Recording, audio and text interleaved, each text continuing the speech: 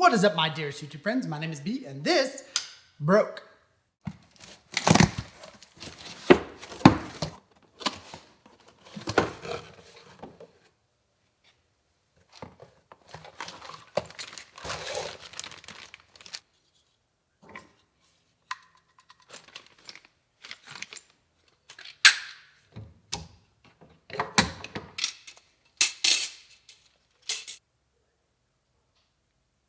So check it out. This AR-15 in 5.56 came because the safety selector switch was getting sticky. And so I took it apart. Turns out there was a bunch of shavings in there. So I thought, oh, we'll just replace that safety selector switch and we'll be totally fine. Then while I was cleaning it, took out the buffer, and the end of the buffer, that plastic piece was totally destroyed. So we got to do a whole rebuild kit. So that is what broke. Just that little end of the buffer. I'm assuming the spring is weak beyond repair. So we're gonna do a whole basically rebuild on this, and we're gonna see how it functions after that.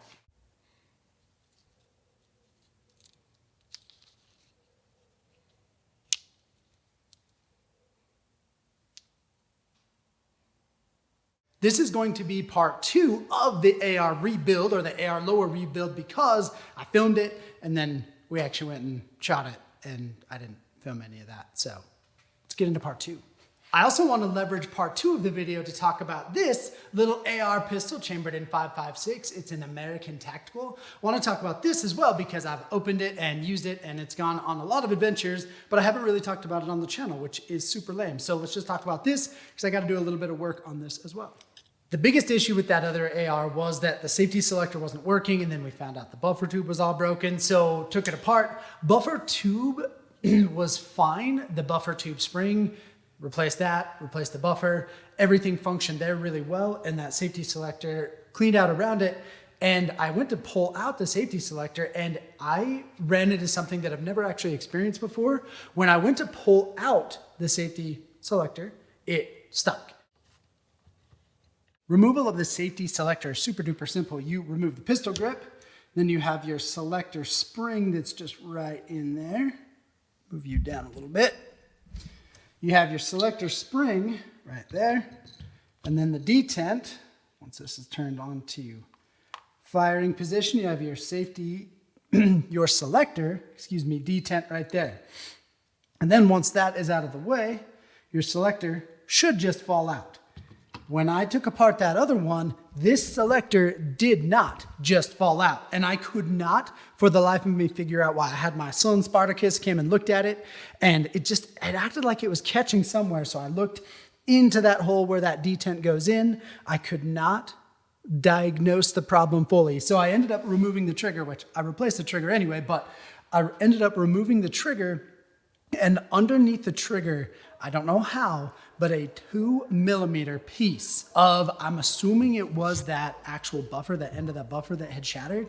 That tiny little piece was in there, and it had been there for a while, and it was just pressing up enough on the bottom of that trigger. The rifle still functioned 100% fine, but it was pressing up just enough that it was catching right on the edge of that selector, and so the selector would not come out of the rifle. And it took me like 3 minutes of just staring at it and finally giving up and working on the trigger itself, and then problem discovered and found.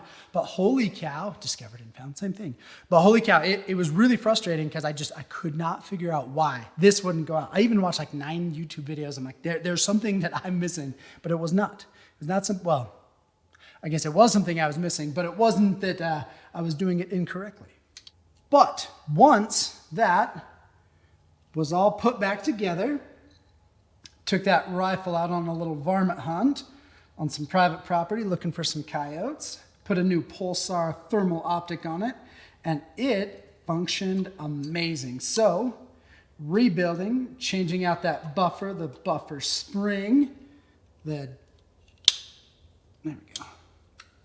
Changing out just all the lower parts, I guess, the lower itself and the upper, nothing there, but everything on the lower, all the parts, just rebuilt that. And that gun functions incredibly. So it's kind of a good adventure. Now, I'm actually a fan of budget guns. I know that not everybody has a ton of cash to be able to afford shooting and buying new cool guns every day. So I really wanted to try out this. I needed something to put in the back of the Jeep for adventures.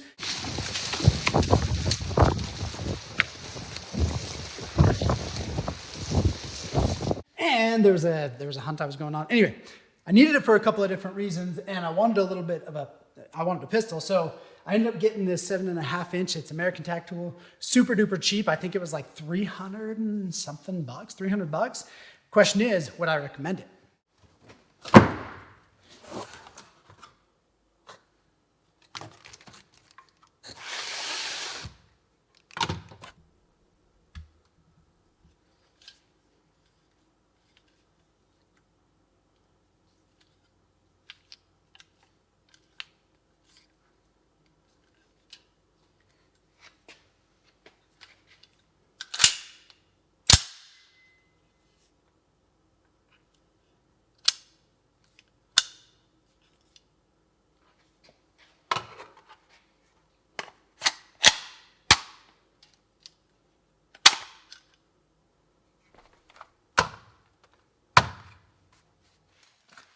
Be careful, because there's a...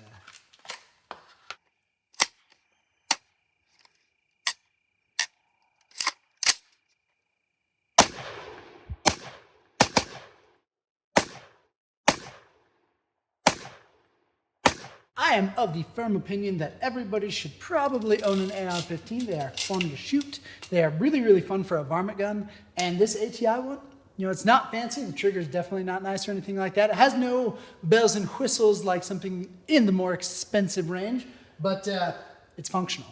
Very functional and very affordable.